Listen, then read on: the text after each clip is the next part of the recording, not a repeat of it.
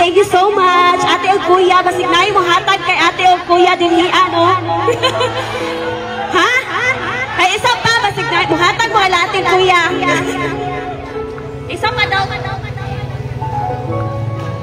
Hulog sa dahan.